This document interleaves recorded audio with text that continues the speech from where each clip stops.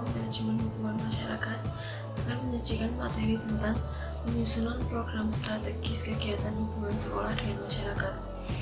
Kelompok kami terdiri dari Devi Yukrista, Drajatati Agustin, Kak Nur Faisi, dan Fania Rizky. Pengertian program dalam Kamus Besar Bahasa Indonesia adalah rancangan mengenai asas serta usaha dalam ketatanegaraan, perekonomian, dan sebagainya yang akan dijalankan. Menurut Gunawan dan Betty, program merupakan suatu rancangan mengenai asas suatu usaha yang akan dijalankan. Selanjutnya, konsep dasar penyusunan program strategis kegiatan hubungan sekolah dengan masyarakat. Menurut Gunawan dan Betty 2015, penyusunan program strategis kegiatan hubungan lembaga pendidikan dengan masyarakat yaitu merupakan proses menentukan ide-ide atau gagasan-gagasan untuk mencapai suatu tujuan organisasi yang disusun secara sistematis beserta penentuan alternatif pemecahan masalah apabila seandainya ditemukan kendala dalam pencapaian tujuan organisasi tersebut. Saya Drajatati Agustin Arandaru akan menjelaskan tentang dasar dan tujuan program kerja hubungan sekolah dan masyarakat. Menurut Elstri dalam Gunawan dan Betty tahun 2017, harus memperhatikan 9 prinsip sebagai pedoman dalam melaksanakan program antar sekolah dan masyarakat, yaitu yang pertama, sekolah mengetahui apa yang diyakini. Hal ini merupakan tugas kepala sekolah untuk mengembangkan filsafat pendidikan yang menjadi di dasar dan tujuan penelitian di sekolahnya. Yang kedua, sekolah melaksanakan program pendidikan dengan baik dan bersahabat dengan masyarakat. Sekolah untuk mencapai kerjasama dengan masyarakat ini dan memperoleh bantuan dari masyarakat. Sekolah membuat program belajar siswa sebaik mungkin. Yang ketiga, sekolah mengetahui masyarakat. Jadi, sekolah hendaknya mengetahui benar-benar keadaan masyarakat pada daerah itu. Yang keempat, sekolah melakukan survei mengenai masyarakat di daerah tersebut. Survei ini perlu untuk menghimpun informasi tentang masyarakat yang meliputi semua aspek kehidupan masyarakat dan kondisi-kondisinya. Yang kelima, sekolah mempelajari masyarakat dan daerahnya melalui dokumen-dokumen. Sekolah menyelidiki dan mempelajari keadaan masyarakat melalui dokumen-dokumen dari berbagai sumber seperti kantor sensus. Yang keenam, keanggotaan dalam organisasi masyarakat. Alangkah baiknya bila sekolah tidak hanya mengetahui dari luar, tetapi juga dari dalam dengan menjalan menjadi anggota dari organisasi kepemudaan, keagamaan, kebudayaan, dan atau organisasi profesi. Lalu yang ketujuh, sekolah mengadakan kunjungan ke rumah. Sekolah mengadakan hubungan dengan orang tua siswa. Sekolah mengunjungi orang tua siswa di rumah dan tokoh-tokoh masyarakat. Lalu yang kedelapan, sekolah melayani masyarakat di daerahnya. Sebenarnya sekolah itu merupakan lembaga untuk melayani masyarakat itu. Yang terakhir yaitu yang kesembilan, sekolah mendorong agar masyarakat bersedia untuk melayani sekolah. Jadi hubungan antara sekolah dan masyarakat harus merupakan kegiatan yang timbal balik. Kemudian unsur yang diterapkan di Humas. Menurut Johnson, Scholes dalam Wijaya dalam Betty dan Gunawan tahun 2015 menyatakan bahwa ada 3 unsur yang dapat diterapkan dalam manajemen hubungan masyarakat. Yang pertama ada analisis strategis atau strategic analysis.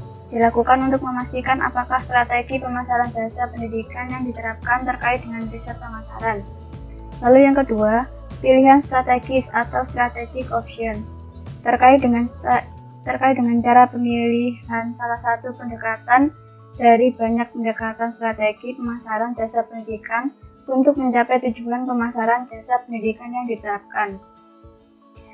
Kemudian pelaksanaan strategis atau strategic implementation bertujuan untuk mengubah strategi pemasaran jasa pendidikan menjadi praktik pemasaran jasa pendidikan dengan yang pertama menerapkan sistem pengumpulan data pendidikan dan menjaga kualitas jasa pendidikan.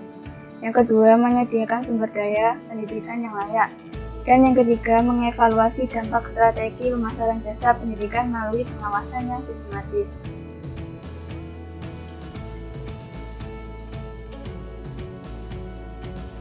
Kemudian, macam-macam program kerja Humas. Menurut Nasution dalam Betty dan Gunawan tahun 2015, ada 2, yaitu program kerja rutin dan program kerja insidental.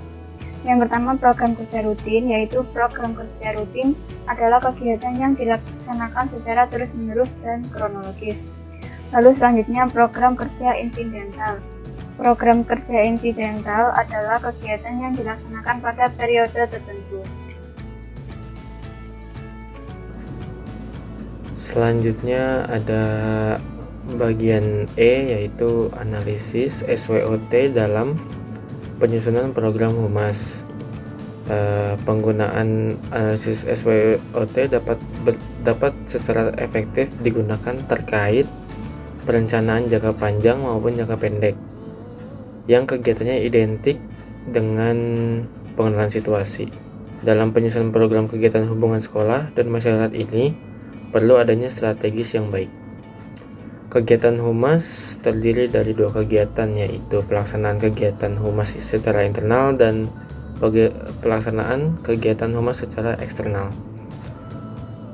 Dan dilanjutkan ke bagian F, yaitu langkah perencanaan program kerja hubungan sekolah dan masyarakat.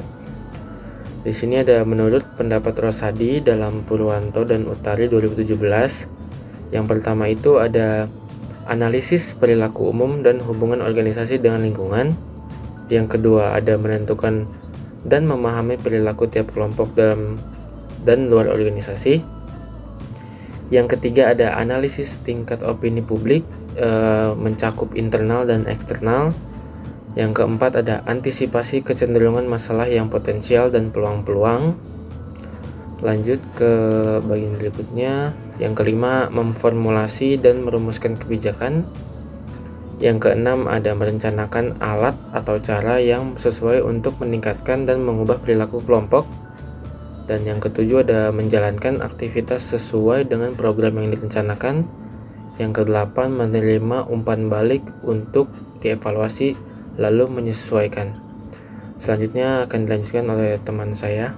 Assalamualaikum warahmatullahi wabarakatuh. Saya Fani Rizky akan menjelaskan mengenai teknik kerjasama menurut Surya Subroto, yakni melalui Badan Komite Sekolah, melalui konsultasi, melalui rapat bersama, penyusunan program bersama, juga melalui ceramah. Kemudian, contoh program kerja hubungan sekolah dengan masyarakat, yakni pengadaan program kerja pada SMPN 2 Cilacap melalui beberapa tahap, yakni yang pertama, perencanaan. Pada SMPN 2 Cilacap, dalam mengadakan program kerja humas, maka adanya penyusunan program yang akan dilaksanakan, baik itu menyusun program kerja humas maupun menyusun anggaran keseluruhan kegiatan. Dalam hal ini, maka yang akan terlibat adalah humas. Kedua, pelaksanaan, yaitu melakukan atau melaksanakan kegiatan-kegiatan yang akan dilaksanakan melalui apa yang telah disusun dan direncanakan oleh humas. Kegiatan ini nantinya akan melibatkan humas, komite sekolah, serta seluruh warga sekolah SMPN 2 Cilacap. Dan yang terakhir yaitu evaluasi. Pada tahap evaluasi ini, humas SMPN 2 Cilacap menggunakan laporan insidental dan laporan akhir untuk merekap seluruh kegiatan yang telah selesai dilaksanakan. Dan yang terlibat dalam tahap ini adalah humas. Sekian presentasi dari kelompok kami mengenai program kerja hubungan sekolah dan masyarakat. Wassalamualaikum warahmatullahi wabarakatuh.